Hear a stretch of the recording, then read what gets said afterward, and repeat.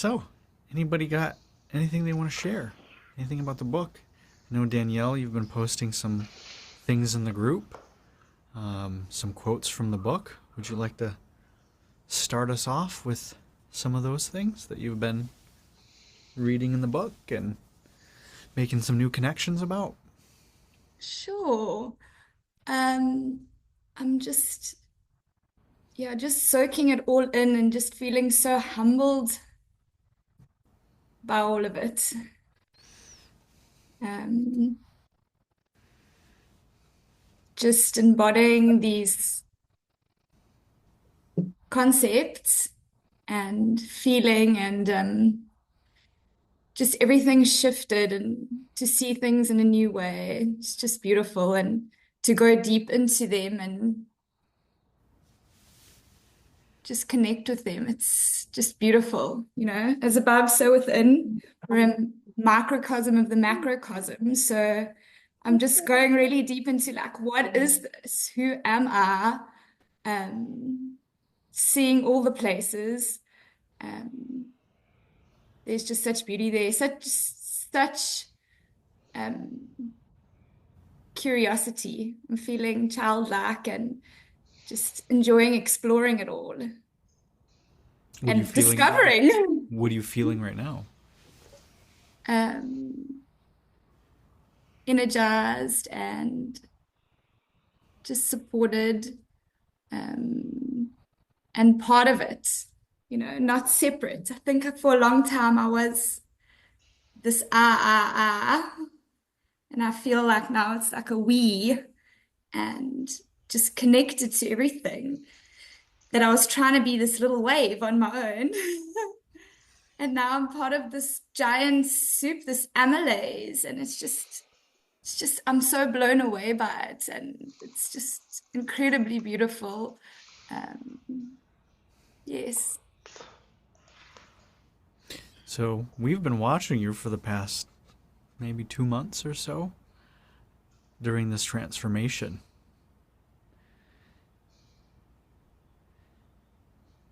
I know this isn't necessarily feedback group here, but does anybody have anything they'd just like to share witnessing her on her journey these past few months and how she's been sharing in the group? Anybody have anything they'd like to reflect? Anything you've been inspired by, you've learned, you've seen? I'll share.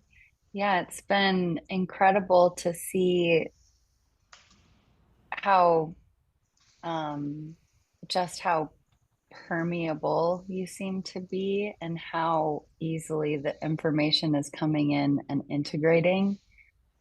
Um, as someone who's had a lot more resistance, it's really beautiful to see this way of doing it. I'm like, oh, that looks nice. So yeah, it's really, really beautiful and cool to see you just flourishing in all of this. Thank you. And so, what are Thank you you. learning from that? Um, it can be easy and joyful and not painful.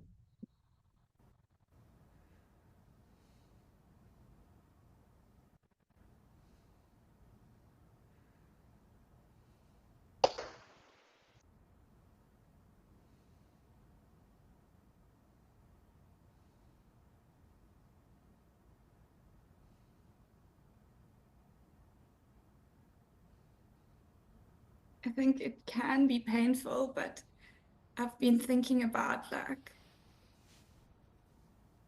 expansion and growth and like even getting gold. You have to go through the fire, right? Uh, so being curious when you get to that place of there's pain and just being curious and saying, what is this? What is hiding here in this darkness? What light is there? just allowing that, just being aware, okay, I'm feeling this. Why am I contracted? And just allowing the expanse, allowing the flow. And it's like a surrender to a force. It's beautiful. So why surrender? Not, let me clarify. Why should you surrender to this? It sounds terrifying. It sounds potentially dark and dangerous. Why surrender to it? Because the resisting is the fear and it keeps you separate. I think that's the part where I'm like, I've been separating myself from this thing. And it actually is a part of me. And there's something there, a gift somehow, like something there that I need to expand past. Like if it's contracted and I'm not surrendering, then I'm resisting. So it's allowing something that to me is the esoteric part, is that can't understand it, that I just need to feel it. Yeah, stopping the needing to understand and the feeling. So what's worse? The pain and suffering of separation, or the pain of surrendering into it? You've lived your life doing one way, and you're starting to make new choices and live a different way. What are you finding out?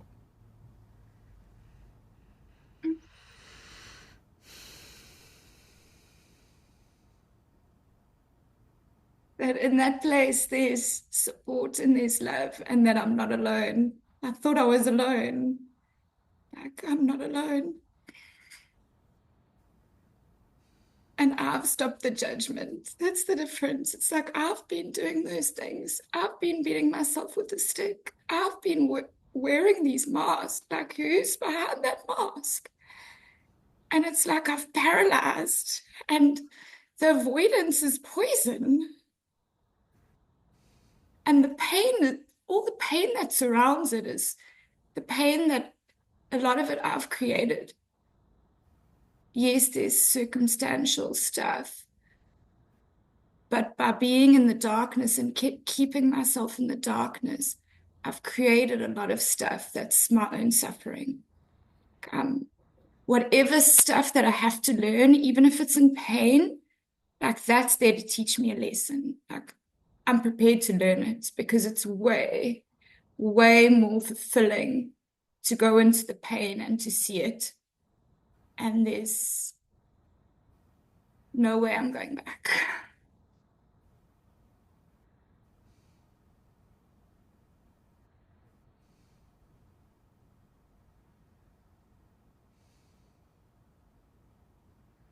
You know, we find out that we're the ones that cut ourselves off.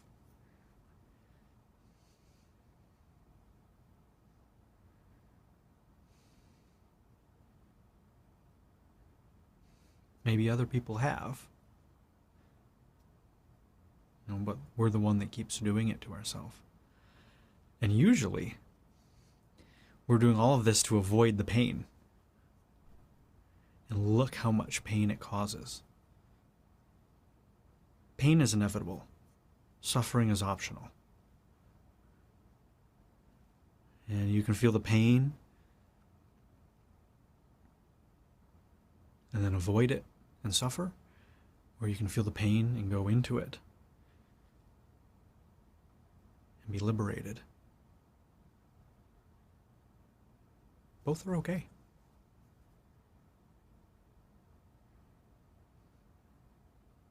How do you want to live?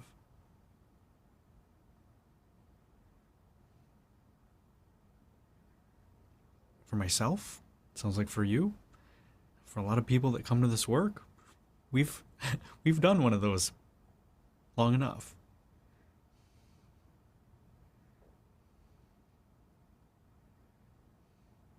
So you had the courage to try a new way.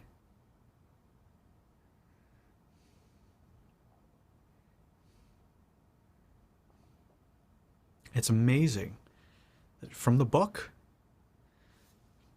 2 sessions with me,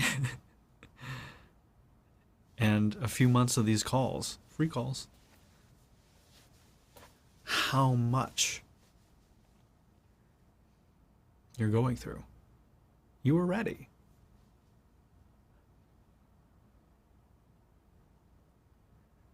You saw how much pain these choices have been causing you, the people around you. And you said, all right. Hasn't been easy seeing these things. But you're feeling now. Elaine, share a little bit. We're going to be sharing this at some point, more of your realizations on this. But Elaine, this week on our call, she's been very gracious to let me share this. Is realizing something. What are you realizing about feeling? What's your breakthrough? Yes, I've been going into the darkness kind of in a physical way, I guess you could say. I um was going to explore getting my fingernails done, and that was to get me more to because I had so much fear and I just saw something. What are those on your fingers? I got nails. They're so pretty. Thank you. I I it mean, you was look just like a a bizarre. terrible, superficial prostitute. I know, and it's actually been fun. I like nails. It brought me that quick fix, like, oh, nails are fun. And uh, I just never grew mine out. They always were just papery thin and broke off before they could get long. So, like, to experience nails and to feel that, I love it. It's fun and it feels good. And, you know, Okay. So 3 weeks ago, what was your opinion about nails? I would never be caught dead there. You know? Yeah, why? What was all the judgments?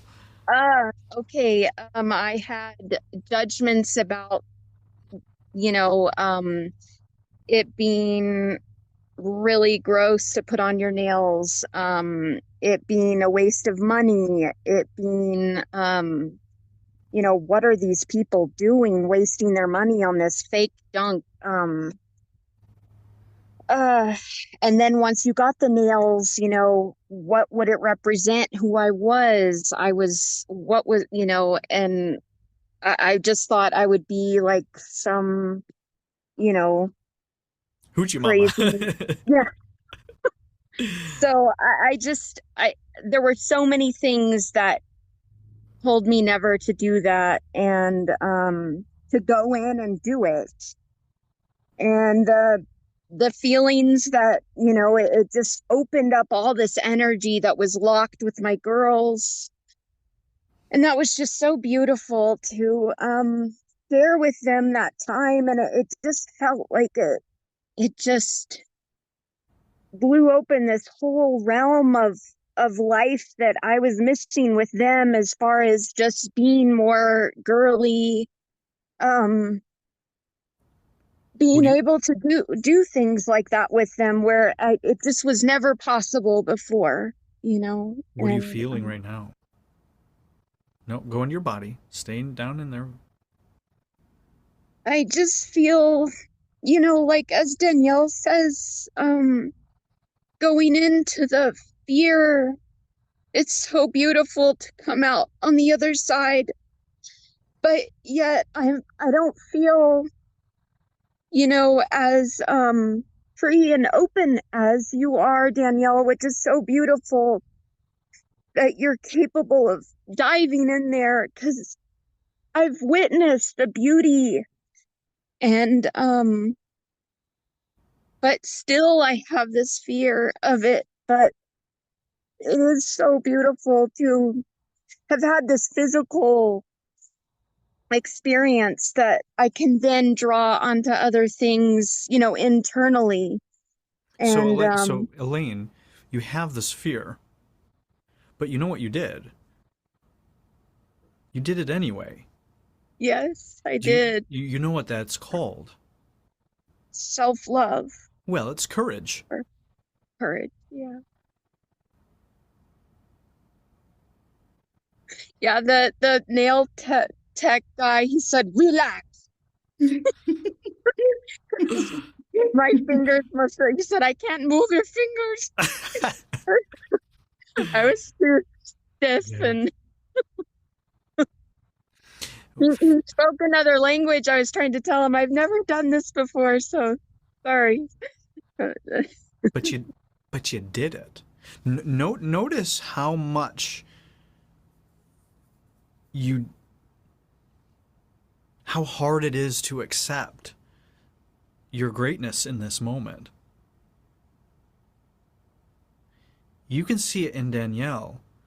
It's not that far away from you that you think it is. Yeah. You know, there's still some ways to go, but you're on the other side of that fear. You did it. Yeah. And it just the impacts that it's had um are just far reaching, more than I think I even can comprehend, with my girls. And that's that's just so beautiful. I just it's worth living and worth going into the darkness for that. And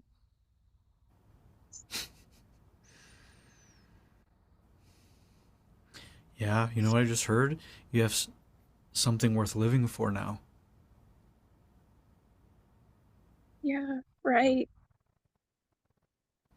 Because where I was when all the pain and suffering, that was not living, Yeah. and this is more living for me. It has nothing to do with the nails, right? It's Right? how much changed. We talked about this on the call, and you guys will be able to see this, but so much changed for you before you even got your nails done, just from the choice. Your girls responded differently to you. You went to the game. Your daughter smiled at you. Gave me a hug, and usually she's just kind of pushing me away. She maybe was just finally, I've looked good enough for her to hug, or I wasn't embarrassing to her. And just the smile on my girl's face, like the contentment. She got me my makeup on, and just having her smile at me, it was like she was for once fulfilled that I was taking care of myself. And it was so beautiful. Yeah. Yeah, and that's what you craved from your mother. Correct. Yeah. Yeah.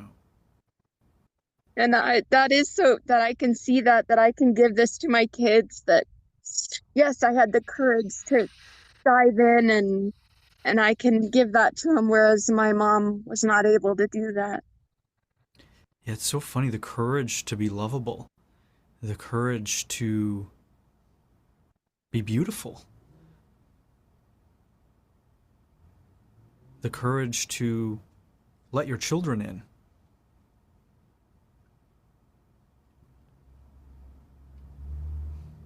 Yeah, you're changing your familial mythology. That emotional neglect, that shut down, that fear that has ran your family for some time, that's ending with you. And this has been really hard, right? You're on the edge of dissociation, of barely being alive. At some point, we're going to do a video And you guys are gonna see the first time we saw Elaine on a private call, and then what a year later of doing this. It is remarkable already just in 6 months. It's not been easy. Every day being like, you're dissociated, stop, right? Every call. And now, so much so that last time you talked about your vision of what you want 5 years from now. Some of those things you have now already. You're feeling now. Yes. Yeah. There's still a journey. Danielle is just starting her journey. You're just starting yours. I know it doesn't maybe feel that way. Yes. Yeah. I just really appreciate what you write, and it always inspires me, and it's really great. Thank you, Elaine. And it's so beautiful to witness this in you because it's just so beautiful with your daughters. And when I watched the replay, it literally brought me to tears and I couldn't stop smiling because it's breaking like a generational curse that your children won't have to go through this. And how beautiful, how incredibly beautiful. So thank you. Thank you. It's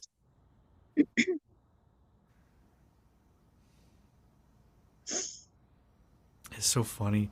Danielle's like, I don't know if I should share this with the group. Nobody will care.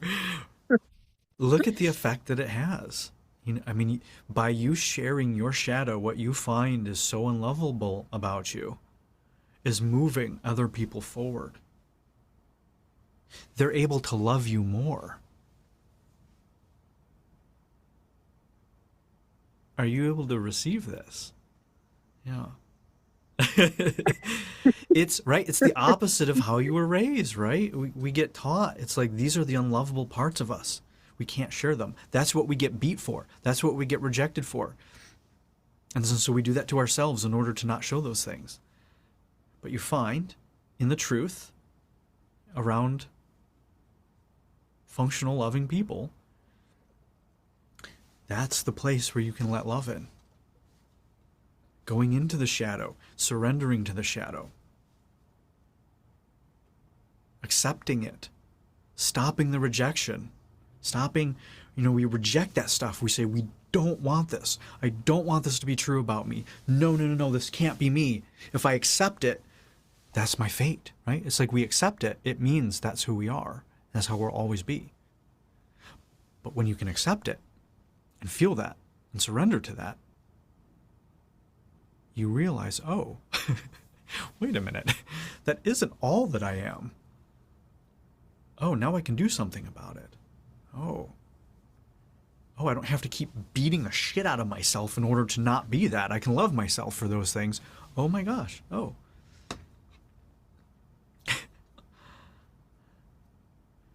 Yeah. So, Darun, today we had a call. And the courage to go into that shadow, the courage to go into what's unlovable about us, but also something a little different, right? The courage to be lovable. You have anything that you'd like to share about that? Doesn't have to be a lesson, right? You just share your experience.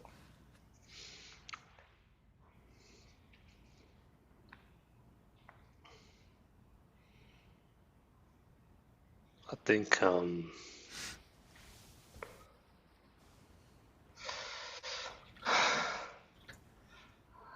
just feeling a lot of heaviness from you two girls sharing. It's absolutely wonderful that you shared.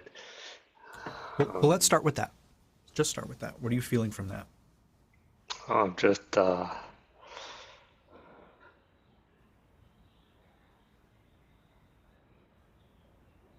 well, that's the thing, right? I am feeling, and um, that's incredible for me too. And I thought feeling was very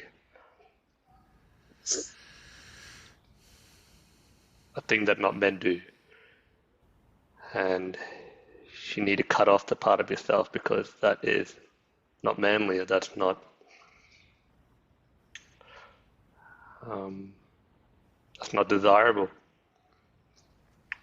that's not wanted nor valued. And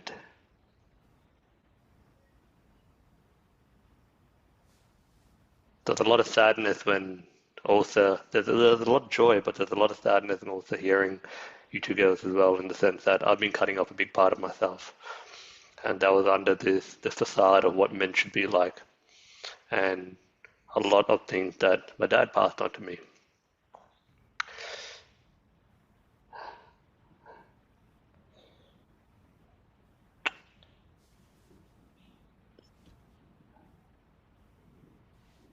And I've been mirroring a lot of what my dad passed on to me, and I didn't want to be like that, and so I had to. Or my unconscious way of dealing with that is to cut off trying to be part of him, or be like him, and he tried to run away from his feelings, and I had to cut away everything about him, even the good and the bad. I mean, the bad and the good, and I never realized I was cutting away the good as well, and therefore,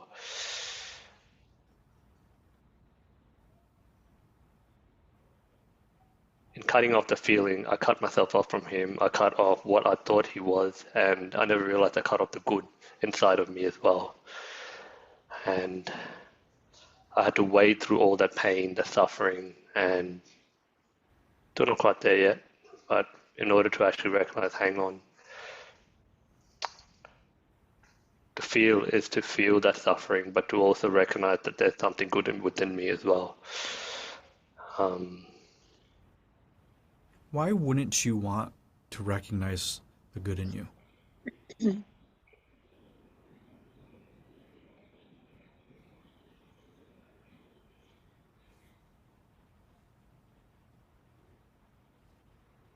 Because that comes with strings attached. And the strings are, I have to wade through all that pain. And I wasn't quite ready for that yet. So it was just easier to vilify and never think there was anything good with me, because then it wouldn't be worth going through all that pain. And so that was a good narrative, isn't it? There's nothing there. There's no good. So there's no point going to the pain. You don't need to. You can reject it. And so I never realized I cut off a good part of me, and a part of me that was valuable.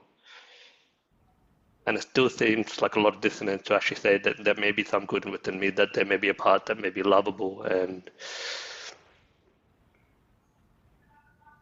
vulnerable and all that. And Yeah, what would it mean if you're lovable, right? There's that disgust that's in there.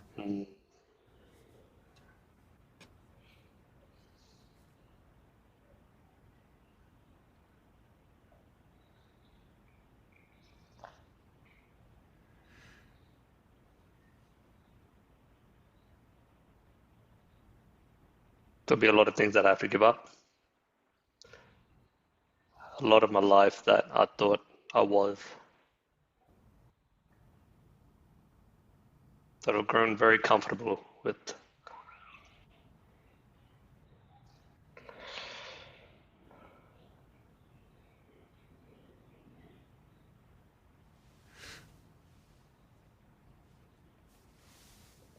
And that, frankly, I'm not quite ready to give up yet.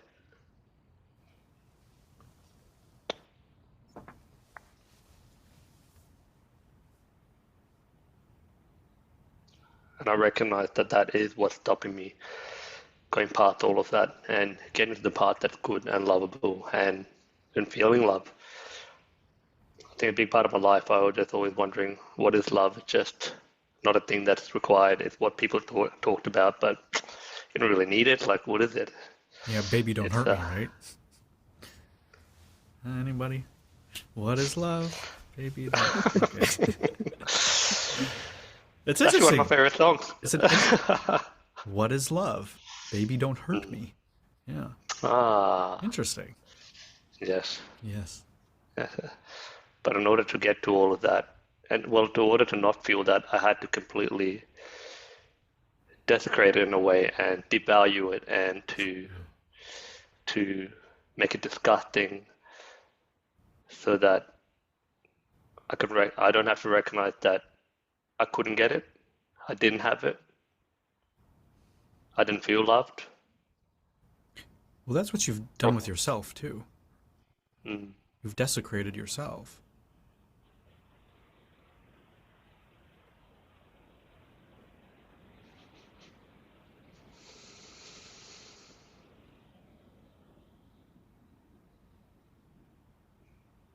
It's really hard to take responsibility for that. It's not my fault. My parents. It's not society. It's how I grew up. Right. That's part of it, you know. But it's the same reason, right? So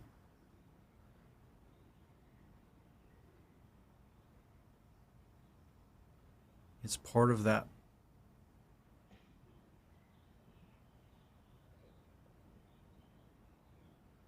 addiction to being unlovable. Mm. You know, what would happen if you were so lovable and yet you still, well, whatever?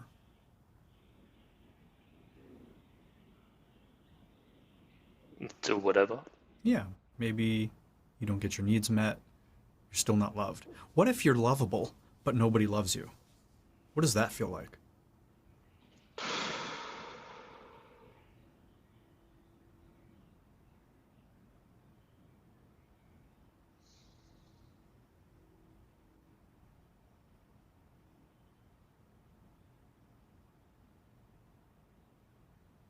Feels, to put it mildly, very painful.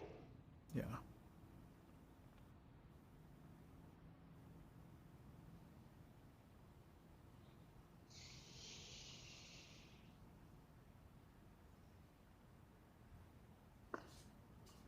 Yeah, that's been so painful for me, knowing that I'm lovable and still nobody wants me.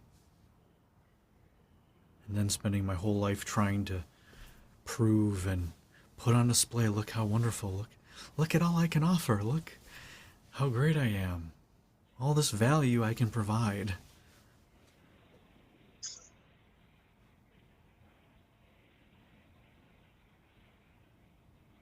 Because if we truly believe we're unlovable and nobody loves us, things are great. No problem. But what if we feel ugly? Someone comes along and sees us in our beauty. Well, you're so beautiful. No, I'm not. I'm ugly. That's very disturbing to us.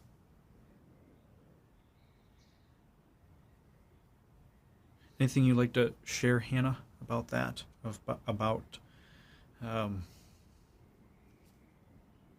mistrust in somebody loving you in your shadow?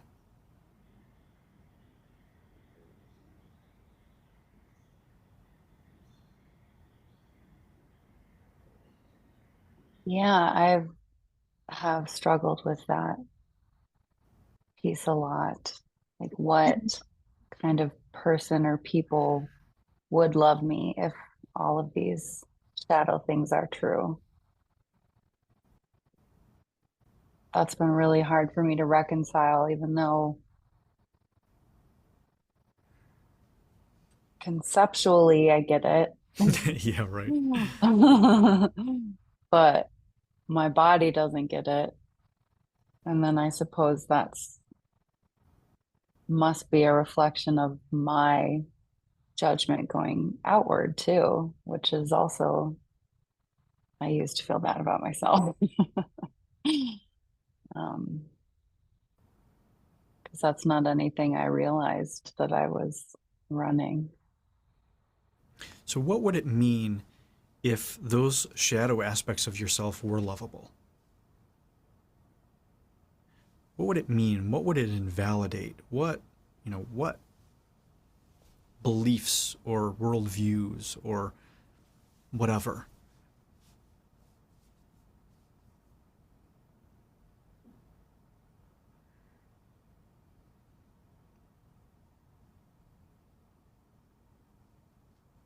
don't have to try so hard to be a good person.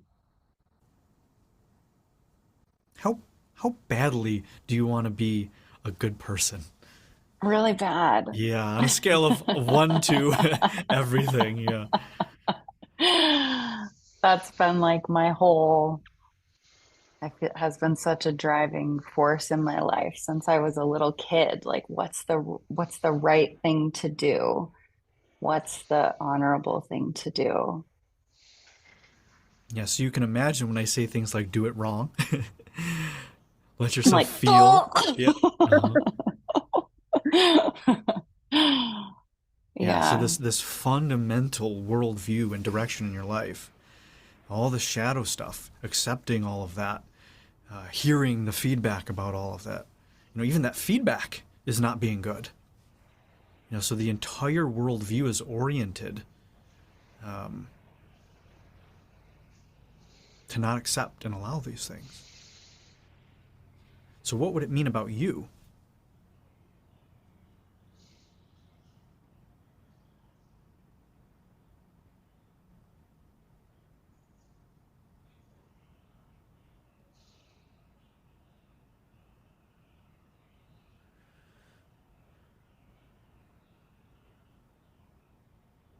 Hmm.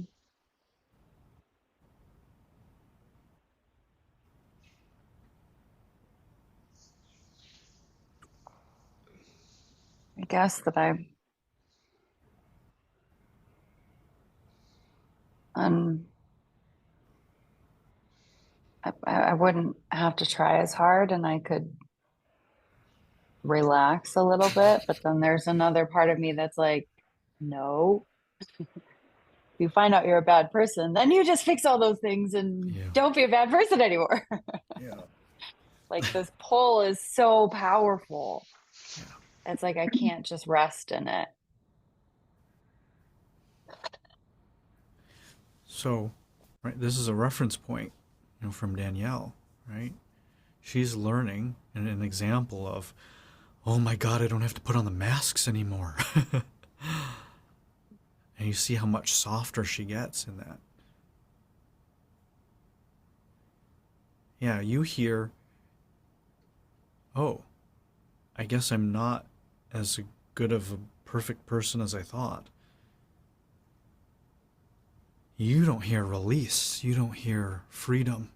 You don't hear, thank God I don't have to keep this up anymore. Yeah, I hear try harder. Yeah, yeah. It's not enough. You got to do more, right? Yeah. Anybody have any thoughts? Maybe Danielle. What are you learning? What's something, not advice, but what's something that perhaps have helped you surrender and let go, or anything that maybe is resonant. Mm, um,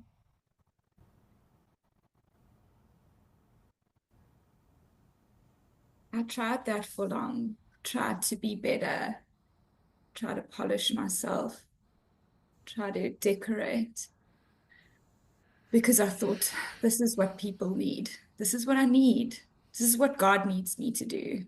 This is, you know, Jesus died on the cross. I need to sacrifice, Yeah, the least you like can do is martyr my pain's yourself. Yeah, pale in comparison, sure. Yeah. Um,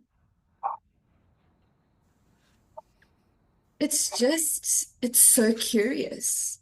It's curiouser and it's curiouser because, you told me to fuck it all up. So I was like, okay, I'm gonna fuck it all up. I'm gonna fuck my life up. Watch me. And then you're gonna be responsible.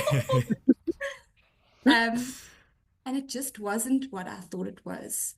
I really thought these things would make me evil, like bad. My perception was not living up to these ideals would make me bad. Then you're not good enough. There we go. You're not good enough. Um,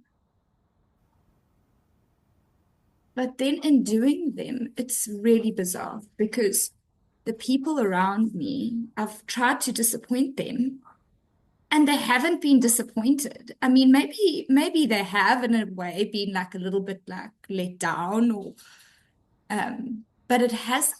They haven't rejected me. They're still there. And there's almost, I've allowed them to see me not being perfect and being raw and vulnerable. And they've loved me more. Say that. Such a Yes. release. Yes. Say that again. They love me more. It's bizarre. Yeah. And I've Hannah's really, head is like doing backflips and eyes are going in 18 directions. It just doesn't compute from her growing up, her model of reality. mm, Yeah. so, Again, I get it. I understand. Yeah. So what helped you make that leap? It is bizarre. It is so weird, when we're reverse wired and we think mm, being vulnerable and opening ourselves up and being weak and all this stuff, we think nobody wants that and they're going to reject us for it. And then you just said that they loved you more? They say things like, I've been waiting for you to show up like this for years. I'm so happy. I'm so proud of you. We can now have a deeper relationship.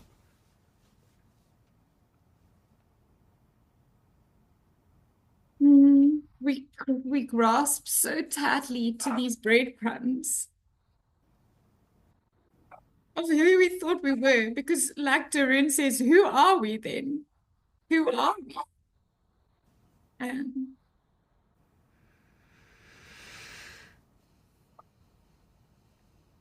it's the artificial versus the authentic, right? Yeah, the crumbs of the fake apple treat. Yeah, tasty fake apple treat.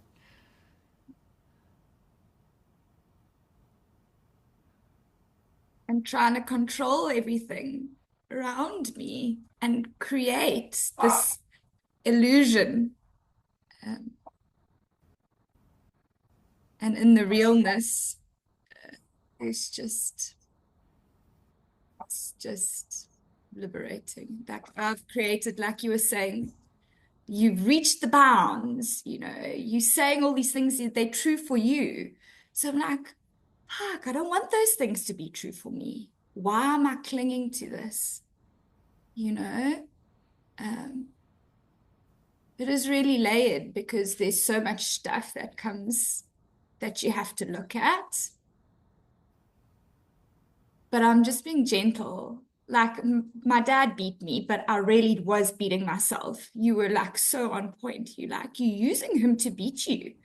It's not about your father. It's like about me beating me now. And I paralyzed myself in so many ways. But I'm learning because I did that for so long that it's every day deciding, okay, but in this gentle manner. I've been so used to being hard that I'm like, okay, just soften, stop beating yourself up. Um, and I'm still showing up, but it's just in the energy and the intention behind it. And yeah, I'm just so grateful. I'm just so grateful and humbled because it humbles you. It does. It really humbles you.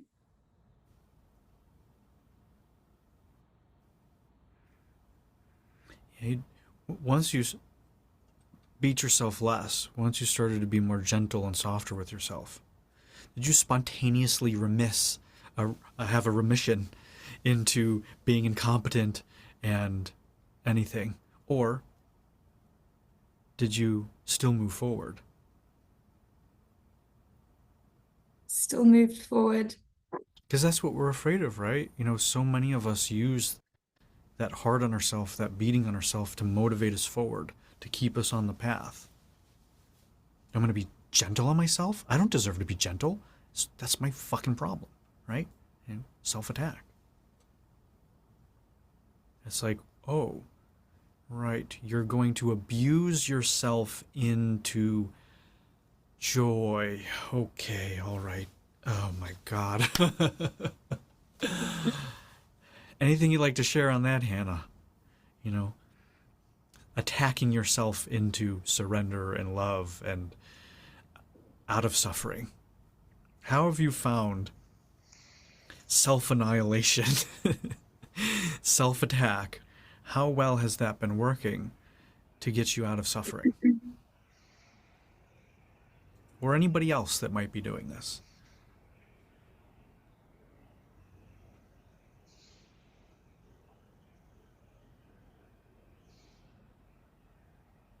Not been working. Tell us how you really feel. Yeah.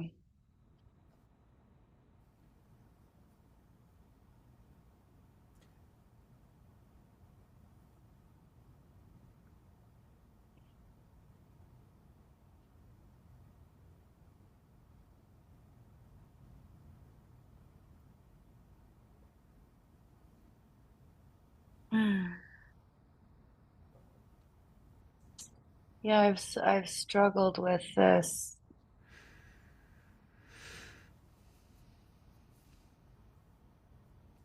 Come back into your body.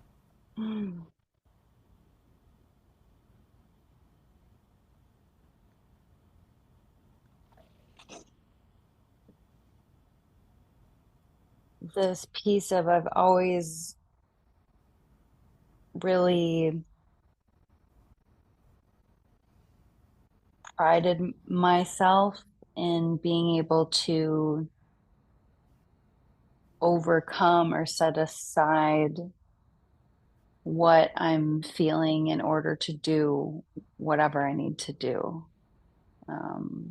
Whether that's do the right thing or do something I'm scared to do or whatever. And I think I really, or have a difficult conversation with someone. Had been pretty good at like kind of stuffing my feelings in a box in order to proceed calmly, logically. And I really prided myself in my ability to do that, especially as a woman, because I've seen a lot of women in my life not be able to do that. And so it's been really difficult for me to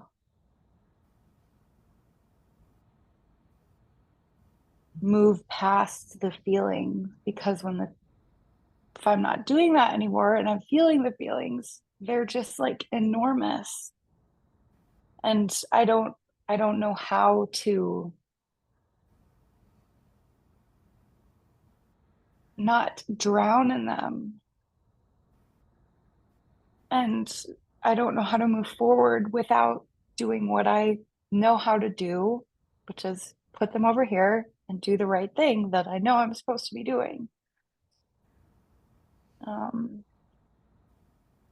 And so then I get really frustrated with myself because I feel like I'm not getting it.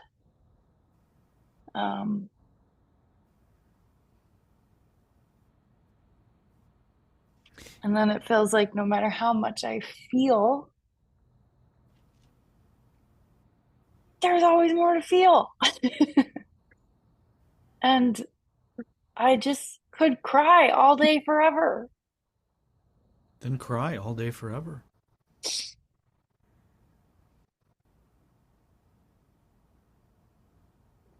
What's the story that comes up? I'm gonna go broke.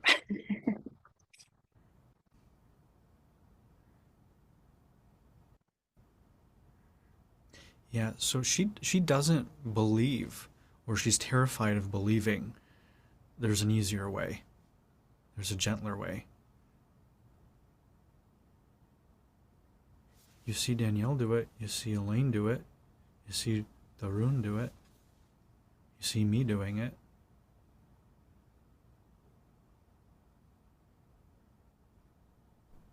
What would happen if it was easy?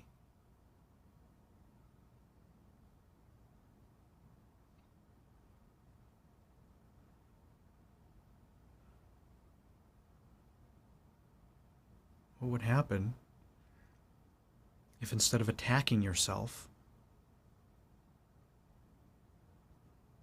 you loved yourself?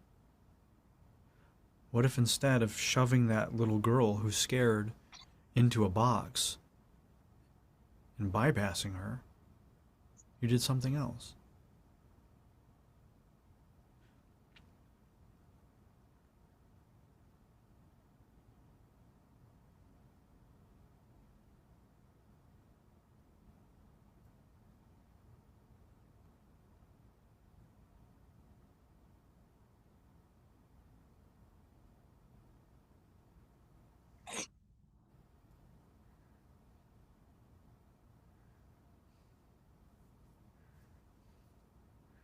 I'm gonna phone a friend.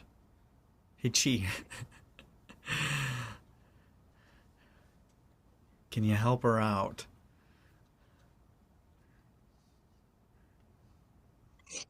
Know this pattern very, very, very well.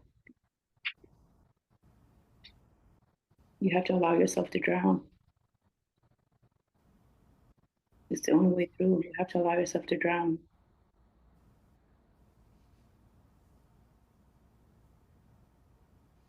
I think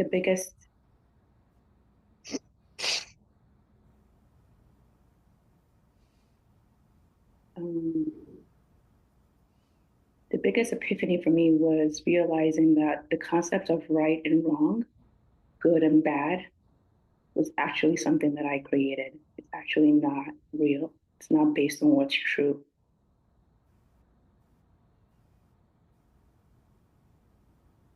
It was created when I was a child, and I never updated it. I never reevaluated it. It was just impressed upon me, and I took it into adulthood, and I assumed it was true.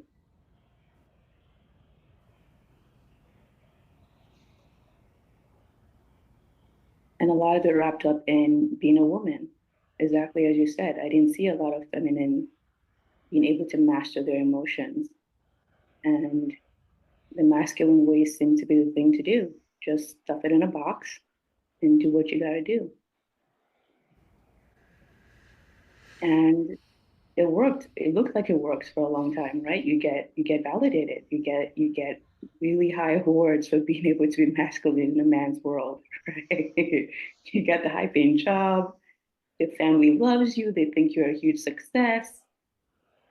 But then you go into personal relationships and you're a disaster, a complete and utter disaster. My marriage was so dysfunctional, so dysfunctional. And when I finally began having children, which really, which really put me in my feminine, which really put me in my feminine, is really when I started to realize something was very, very wrong. And in doing the work of feeling my emotions, allowing it to annihilate me. I mean, really annihilate me, just crying ugly tears in a ball, in a fetal position, with Talk having this. talk a little bit more about that. How did you let it annihilate you? How did you get to that point of surrender? For the longest time, I couldn't do it with you on camera. We would maybe penetrate it a little bit on camera. And then afterwards, you know, I was, I would go back and I would rewatch my sessions, allow whatever memory or associated memory came up with that, and really allow myself to feel it, stay in my body, and allow myself to feel it. Many times I had to think about my kids. My kids usually would allow me to penetrate whatever bubble that I had. So I needed a sort of entry point because otherwise, that self protection, that hard shell just would not let me feel it. But when I felt what it was I was doing it for, my children are Something holding greater than yourself, yeah. something greater than myself. Exactly. That's really what allowed me to go all the way through. And on the other side is, of course, it didn't kill me. It didn't kill me. And after the crying and the snot and whatever, I felt lighter. I felt relief. Something was different afterwards. Something was different afterwards. And the proof is in the pudding because it actually allowed me to express my emotions with more mastery. I mean, having gone through a divorce, I had to have a meeting with my ex's lawyers, with my ex present, and there were times I felt rage. And I could actually allow myself to feel the rage from a place of self worth, which is what makes all the difference. Feeling rage from a place of victimhood, you lose control. You lose control and you literally look like a crazy person because you are crazed in that moment. And that's what we see with a lot of women. But when you're fully grounded in I am lovable, my needs are worthy of being met and being heard and stood up for, and I'm the person to do it, it's a completely different sensation. You know, I had to check my ex, I had to check my ex's lawyer a couple of times, and I did it from a place of being fully grounded, being fully in my body, and being fully expressed in how I felt. And you think, I assume people would just ignore me. I assumed I would get the reaction you usually get from a man's world. And instead, what I got was an apology. Imagine that. Yeah, when you respect yourself, people respect you. Right, Yeah. right. Yeah, it's funny how that works. Don't ask me how. Yeah.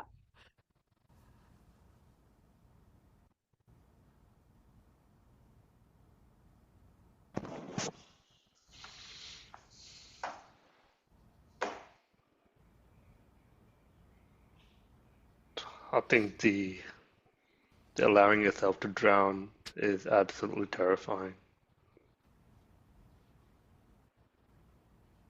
And not just once, over and over and over and over again. And for what seems like an indefinite amount of time, like, you don't know when it's going to end. It feels like it's going to be forever.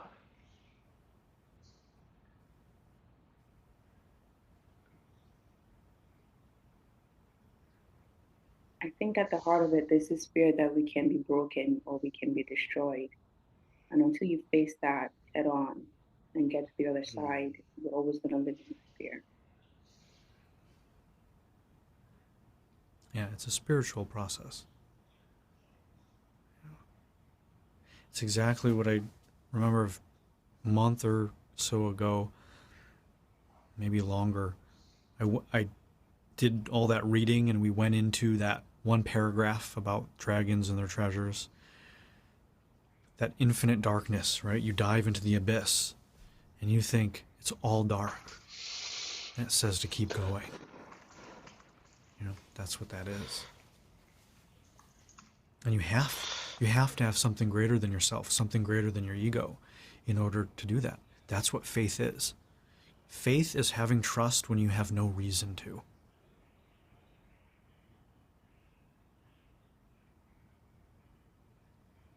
Your ego has no reason to trust. And yet, there's something deeper, there's something greater. And it's that free fall, right? Free fall. Drowning. Diving into the abyss. All the same, different symbols, same thing. It is terrifying. I'm still terrified of it myself. It doesn't become non-terrifying. But you get into relationship with the terror. You get into relationship with it. You say, oh my God, this is terrifying. I trust it. I surrender. Ooh, that's still... Otherwise, you're conning yourself. Otherwise, it doesn't require courage. Otherwise, it's just not it.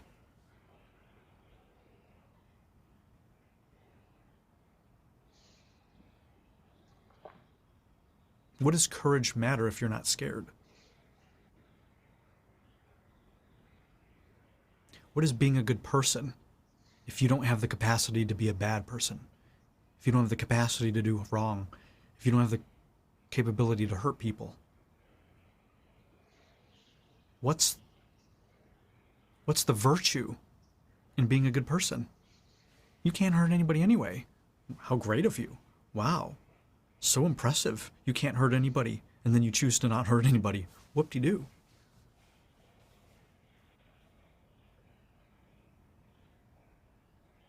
Hannah's like, fuck you, man. I work so hard to be a good person. But this is the rune, you know, from this is what we were talking about on our call, right? The seeing the evil in others, you have to see the good in yourself.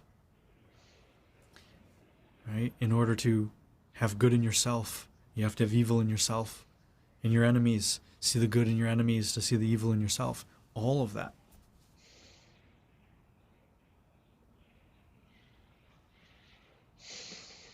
Any insights? What are you feeling? I see something clicking for you, Darun. I think when you have this realization to yourself,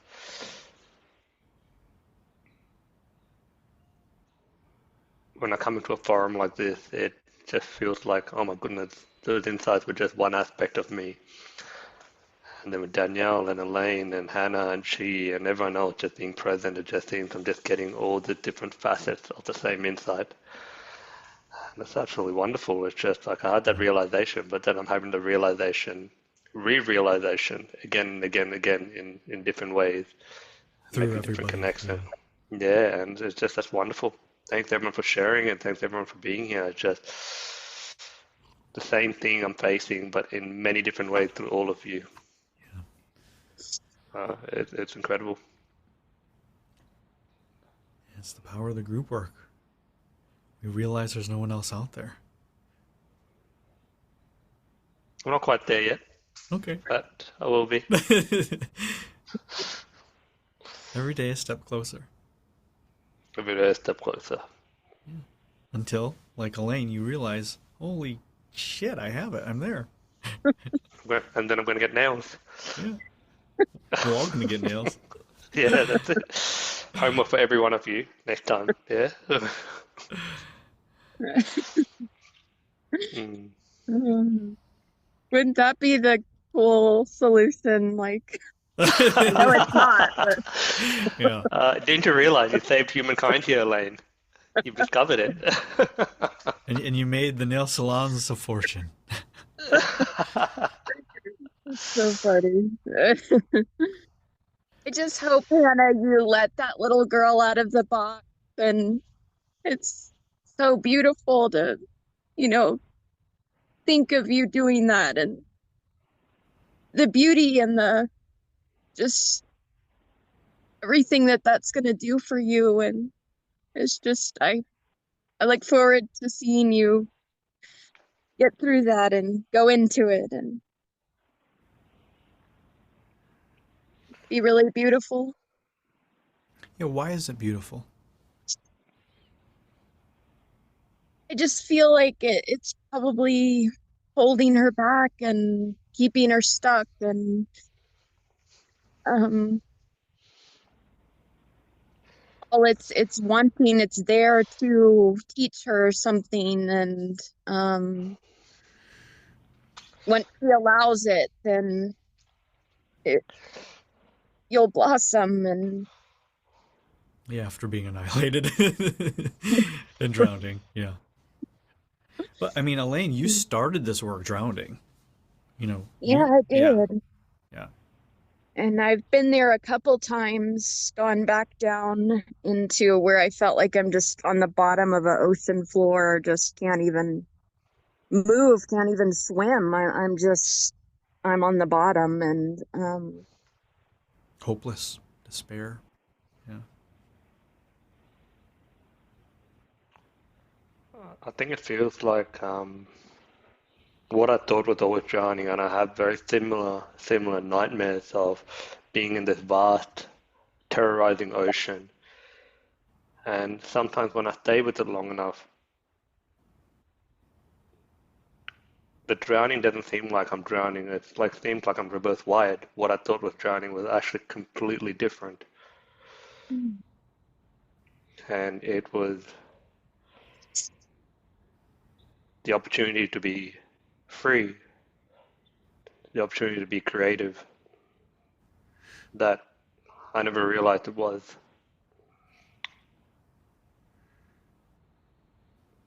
And so, I don't know, Hannah. I just think like maybe the girl had the opportunity to be free and to be open and to be something completely otherworldly, and it's just on the other side of the drowning.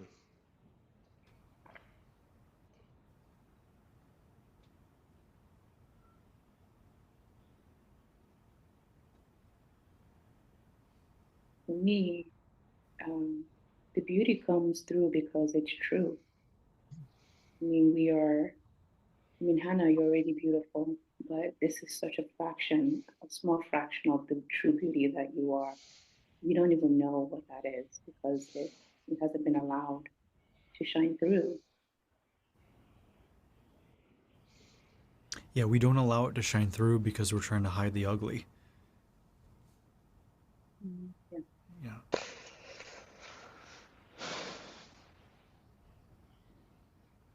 We don't realize it squelches both.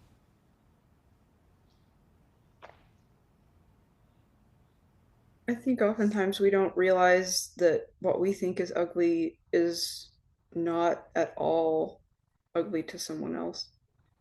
In fact, that can be the most endearing or amazing trait that we could have in someone else's eyes, but we'll never know if we don't shine through.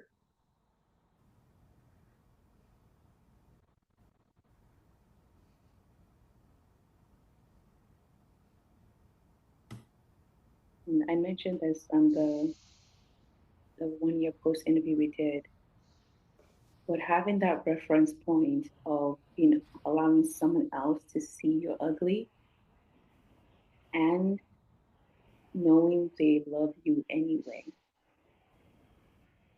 allows you to attract other people that can do that for you in your life. And I think when working with Andrew, it was really the only time I've allowed somebody to see me in all of my ugly. And it didn't change the way he viewed me or the amount of love and space he was holding for me.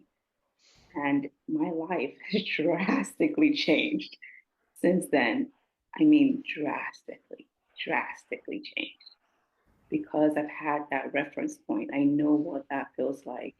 And so be able to discern when it's not there.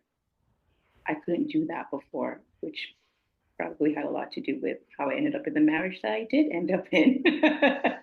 So, I mean, the ripples are so vast. The ripples are so vast.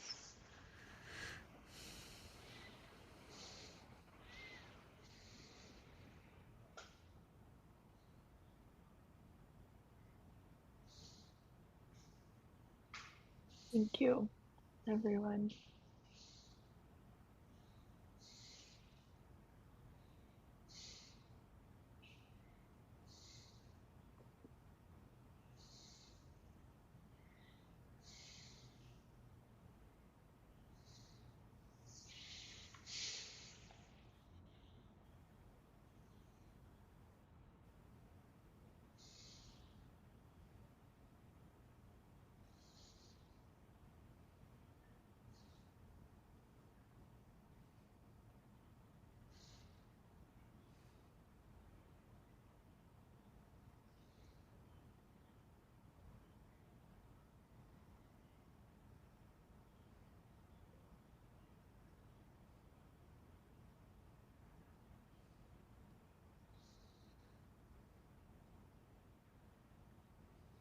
In talking about darkness, one thing that's been interesting for me is my 9-year-old daughter. She loves Halloween and she loves scary stuff and like, the feet that have blood, the like body parts hung up and, she just loves all this stuff. And she just got this scary little witch thing that jumps up at you and she just loves it. She's already been in her costume and, I always like, oh, let's be a fairy princess or, something light or fun. But I've had to just kind of give that up and go into the darkness of what this stuff that she likes. And I was talking to a coworker, and this coworker said she went and used to love witches and goblins, and it was just a phase. But, it's kind of like we can't have the darkness without the light.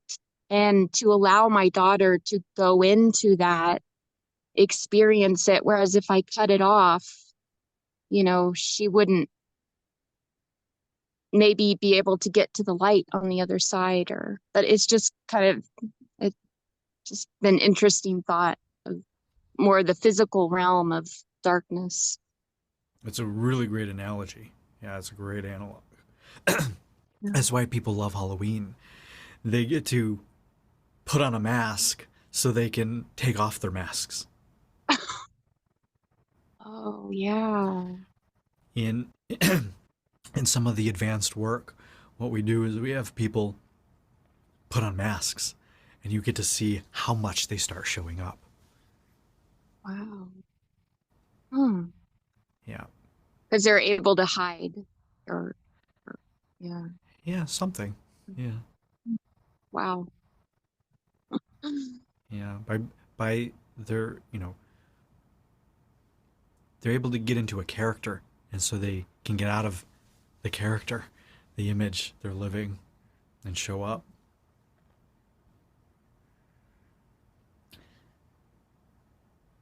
Has anybody acted before? Anybody ever play the villain or the bad guy? It can be a lot of fun.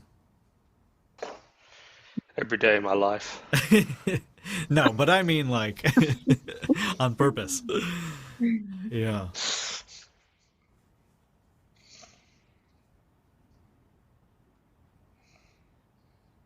Yeah. It's been one of the interesting things in this work. We're going to wrap up soon after this. But my willingness to go into my shadow and to face my shadow, I had to do that. I had to go through that process. And I had to be willing, I have to be willing to be seen as a bad guy, as evil, as the villain when I work with clients, in order to take them into those places, in order to guide them there, in order for them to see and express their shadow.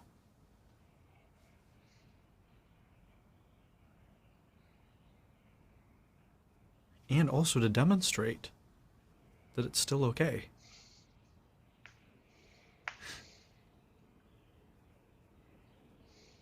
To show that you won't be annihilated if somebody sees you so terribly. What does it look like to have somebody think that you're causing them this pain? When I say things like, how did you get that person to do it to you? Oh my gosh. That question has been the source, the single most potent source of people seeing me as a terrible, awful person. And simultaneously, if they can get through that, absolute liberation. You'll see people on my testimonials page. Some of those people that's happened with in the intensive, things like this. And it sucks. It is the least fun thing for me. I do not like that. But I have to be willing to go there. I have to be willing to be seen that way, to let go of my image in order to help that person move forward. The only way I can do that is if I can get in relationship to the shadow. If I wanted to only be seen as a good guy, as a nice guy, and there's that part, right? It's like a minor public figure, right? I'm out there. People can see my stuff. They can see me. They can find me. And some people are at a place where they're going to see me in a certain way. They're going to see me that way. They're going to think I'm terrible, awful. How dare I say that? It's not fun. But because of my willingness to go there and see that and do that work and face those things and accept that, and it may be true. There may be something about me that is terrible and awful. Okay. Let's find out. I'm not scared of them trying to annihilate me. I've been annihilated more than they ever could. And that's part of the crucifixion motif, right? Resurrection. Lots of these motifs throughout religions and spirituality. Surrendering, trusting. Even the moments. God, Father, why have thou forsaken me? In that darkness, in that abyss, in that shadow, in the drowning. Where is God when my children die? When my partner burns in the house, right? These stories that we hear. It's not a joke. How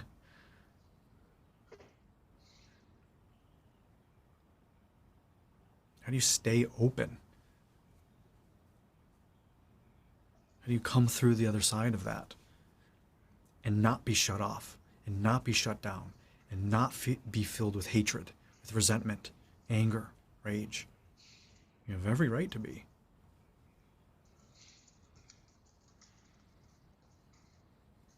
It's a choice. And by the time you get to this work, I think most people know what that path is like.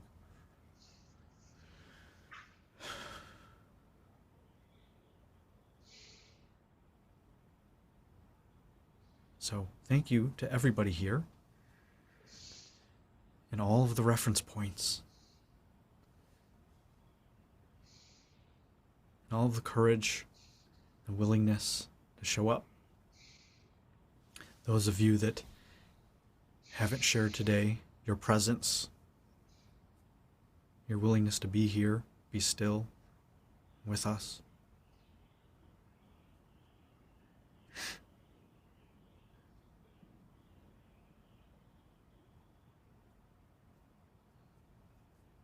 How cool. Thank you, everyone. Yeah. Have a wonderful week. Thank you. See you guys next time. And thank See ya. you.